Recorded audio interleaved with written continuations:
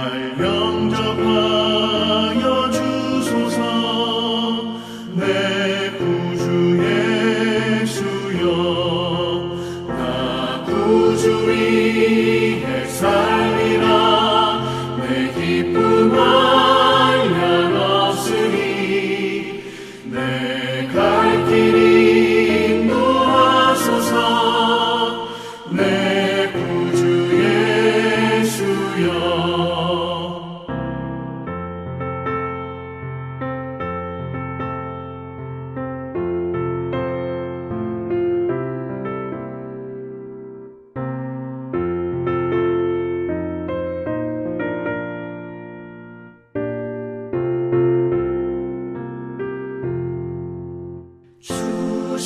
십자가에 달리사 날 자유하게 했으니 내 몸과 마음을 주 위에 다 쓰게 하소서.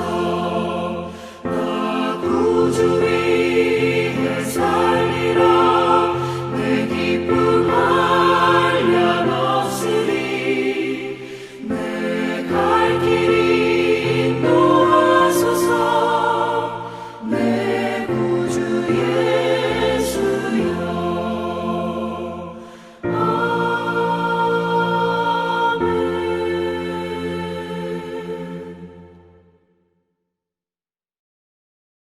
성경의 신앙과 교리, 오늘은 회개와 믿음에 관한 말씀을 나누겠습니다. 하나님 말씀 마가복음 1장 15절입니다. 이르시되 때가 찼고 하나님의 나라가 가까이 왔으니 회개하고 복음을 믿으라 하시더라. 아멘.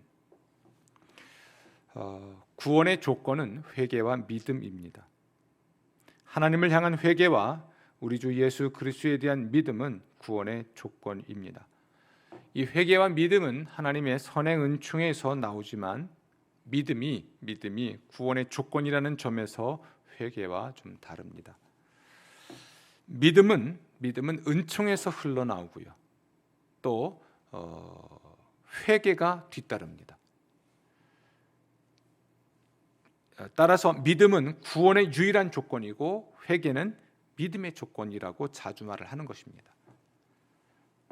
회개와 믿음 둘 다 구원의 상태로 적절하게 인도하는 것이지만 성령의 책망이 구원으로 인도하는 그 지점에서 믿음이 또한 시작이 됩니다.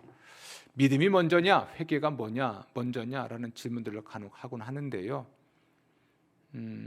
하나님의 구원의 과정으로 본다면 회개가 먼저죠.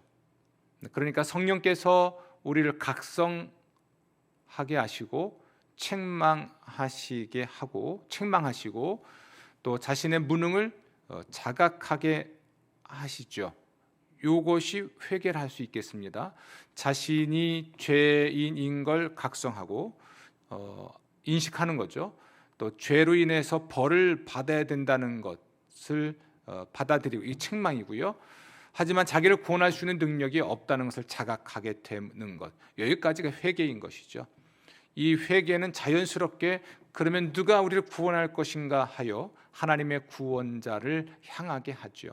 따라서 회개의 지점에서 결국 믿음으로 나아가게 됩니다.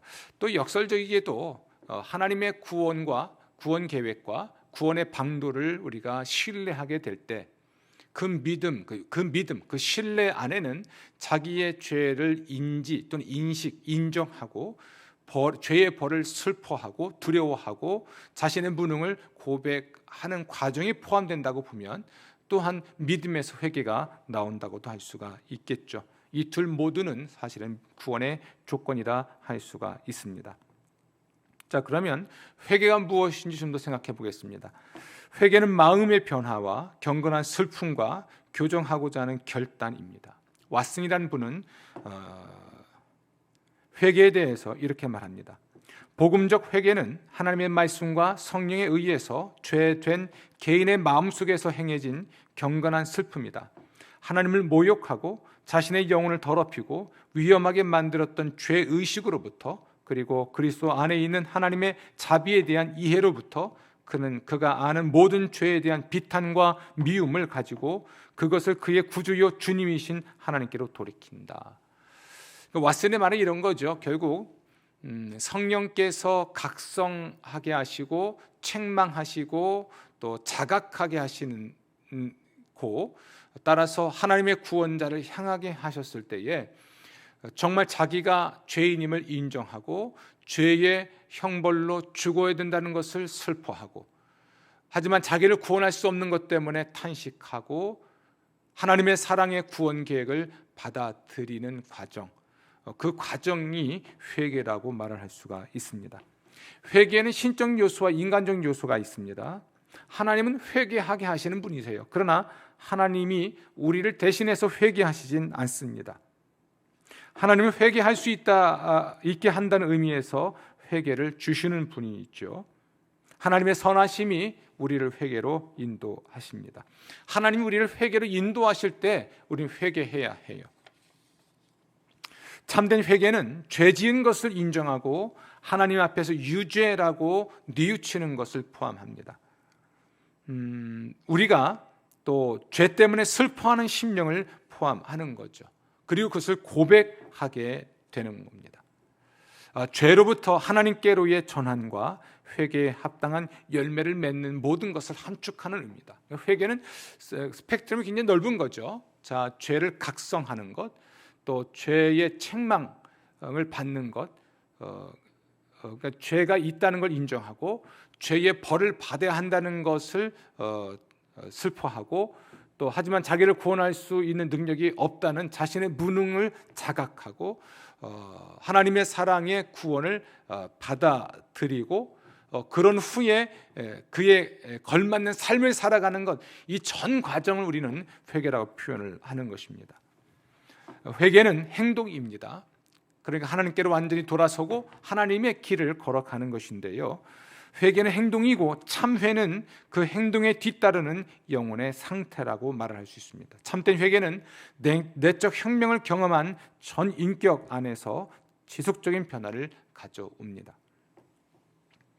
사실 이 회개의 문제를 우리가 잘 다루지 않아서 참된 회개를 하지 않았음에도 본인이 회개했다고 생각을 하고 당연히 하나님께 용서받았다고 생각을 하는데요, 회개의 참 의미를 알고 나면 우리는 회개의 문제를 좀 더 진지하게 다룰 필요가 있을 것입니다. 다룰 수 있게 될 것입니다.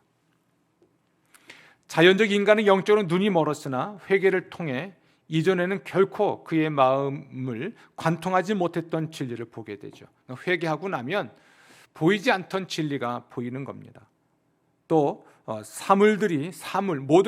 모든 것들이 새로운 빛 안에서 새로운 전망을 갖게 되죠. 한때 사랑했던 것을 미워하게 되고요, 미워했던 것을 사랑하게 됩니다.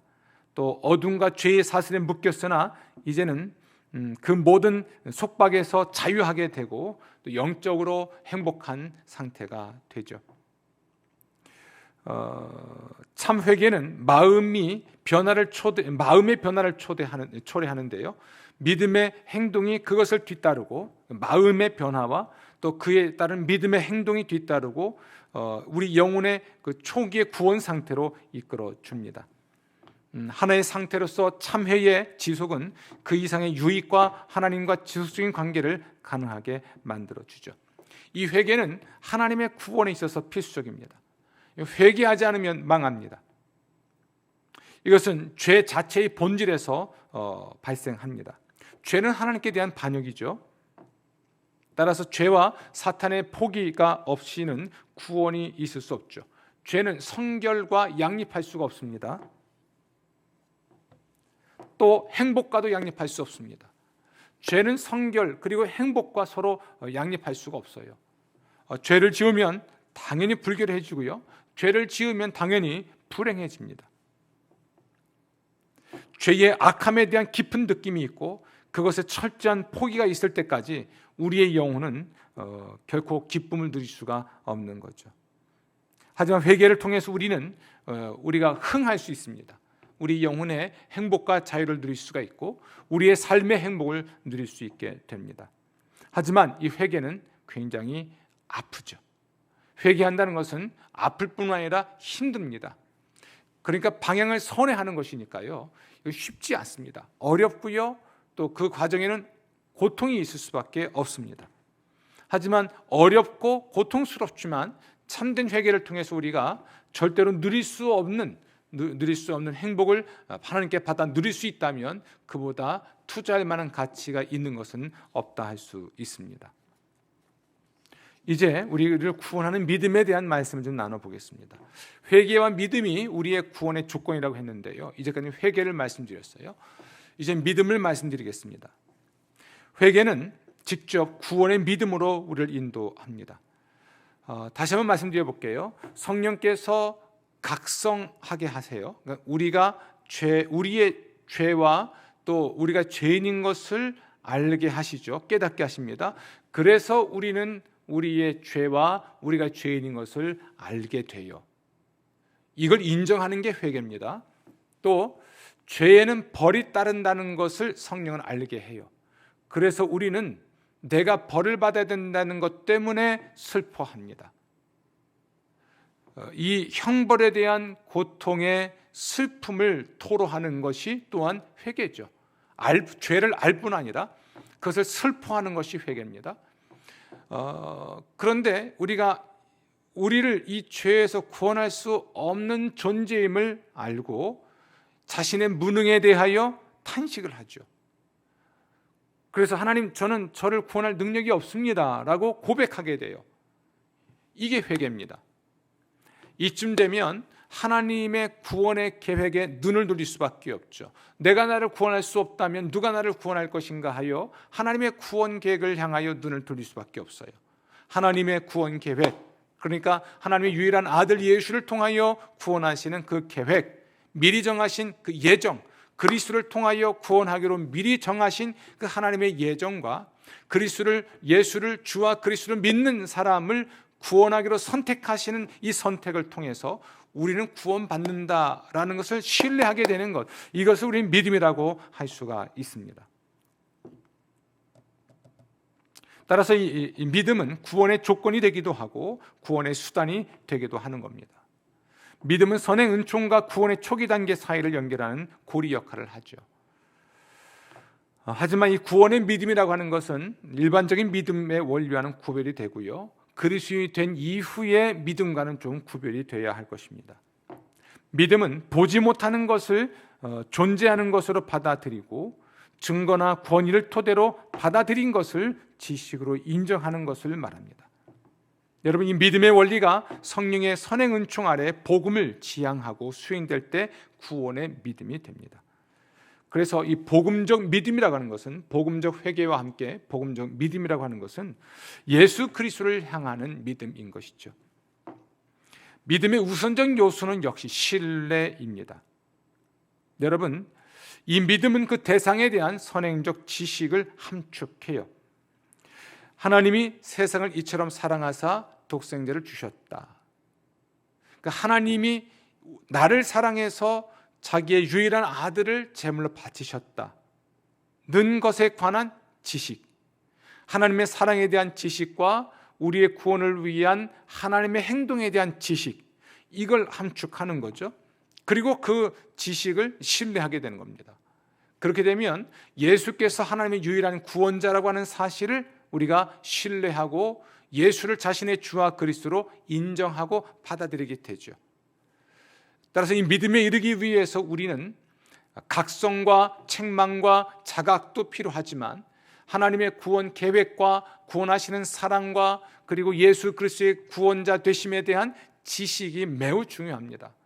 성령께서는 인간의 양심을 통해서 우리를 일깨우기도 하지만 정확하게는 바로 하나님의 구원 계획과 구원의 사랑에 대한 진리의 말씀을 통해서 우리를 깨우치시고 우리를 구원의 진리로 인도하시죠.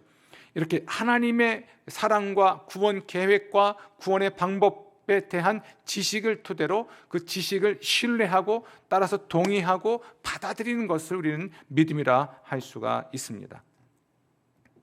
요한 웨슬레는 믿음을 이렇게 말합니다.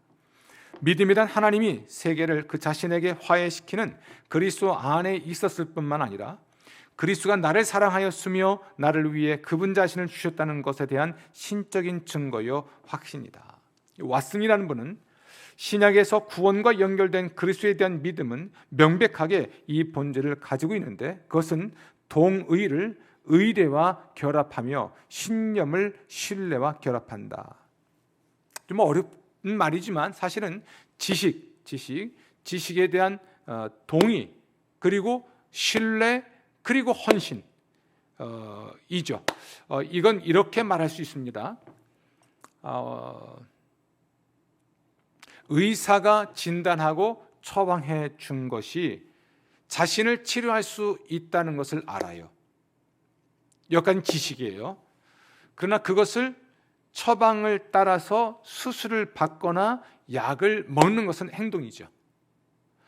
지식에 대한 동의가 없다면 그리고 신뢰가 없다면 그 의사에 대한 신뢰 그리고 의사가 처방해 준 처방에 대한 신뢰, 이 신뢰는 단순한 지적 동의가 아니라 그 사람에 대한 동의, 신뢰겠죠. 그 신뢰에 기반을 두기 때문에 헌신, 곧 약을 먹거나 수술을 받는 것인데, 여러분 수술 받기 위해 수술대 위를 올라갔을 때 올라가서 마취를 하고 그리고 자신의 몸을 의사에게 맡기죠. 이게 헌신입니다. 참된 믿음은 지식에서 출발하지만 신뢰로 이어지고 그리고 헌신으로 이루어지는 것이죠. 회개 또한 인식, 뭔가를 아는, 자기가 죄와 죄인인 것을 알게 되는 이런 깨달음으로 시작해서 방향을 완전히 선회하는 그러한 돌이킴으로 이어지는 행동으로 이어지듯이 믿음도 지식으로 출발을 하고 그것이 온전한 신뢰를 거쳐 헌신에 이르게 될 때 이것이야말로 구원에 이르는 믿음이라고 말을 할 수가 있습니다. 아무리 의사가 명의여도 그의 진단이 정확해도 그의 처방을 따르지 않으면, 약을 먹지 않거나 수술대 위에 올라가지 않으면 치료받을 수 없잖아요. 구원에 이르는 믿음은 헌신까지 이어지는 믿음이라 할 수가 있습니다. 아담 클라크 박사가 이렇게 말을 했는데요. 하나님이 능력을 주시고 인간은 주어진 능력을 사용하며 그리고 하나님께 영광을 돌린다. 능력이 없이는 아무도 믿을 수 없고 그것을 가지면 누구라도 믿을 수가 있다. 그러니까 하나님이 우리가 믿을 수 있는 힘을 주실 때에 우린 그 힘을 사용하여 결국 하나님께 영광을 돌릴 수 있게 된다는 이야기죠. 이것이 제가 말씀드린 헌신이 뒤따르는 것이 믿음이라는 말의 의미입니다. 따라 이 참 믿음은 전인적 행동이죠. 전인적 행동입니다. 로마서 10장 10절인데요. 사람이 마음으로 믿어 의에 이른다라고 되어 있습니다. 마음으로 믿고 의에 이른다. 그러니까 삶으로 이어지는 것이죠. 삶으로 이어지고 하나님으로부터 의롭다고 승인도 받을 수 있게 되는 겁니다. 마음으로 믿는다고 할 때 이 마음은 인격의 중심이죠. 그리고 인격의 모든 힘의 그 집합 또는 저장소를 할 수 있습니다. 이 구원의 믿음은 단지 마음의 동의를 훨씬 넘어서는 겁니다. 아까 말씀드렸죠. 지적인 동의가 있을 수 있습니다. 그러나 그것에 대해서 신뢰하는 거죠. 신뢰하기 때문에 의지의 승낙이 있을 수 있습니다. 또 신뢰는 마음의 평안을 가져올 수도 있어요. 근데 문제는 헌신하지 아니하면 그것이 결과로 이어질 수 없다는 거죠. 구원의 믿음은 어떤 동의와 또는 마음의 평안이나 정서적인 반응은 물론이고 헌신을 통해서 실제 효과가 나타나게 되는 것입니다. 이 모든 믿음은 하나님의 말씀을 통해서 형성될 수가 있습니다. 성경은 말하기를 믿음은 들음에서 나고 들음은 하나님의 말씀을 듣는 것이다라고 말을 했습니다. 성령께서는 진리를 통해서 우리에게 지식을 주시고 진리에 대한 지식을 주시고 또는 하나님에 대한 지식을 주시고 그것을 깨닫게 하시고 그것 때문에 기뻐하고 또는 감사하게 하고 그리고 우리가 의지적으로 움직이도록 해 주시는 분이죠.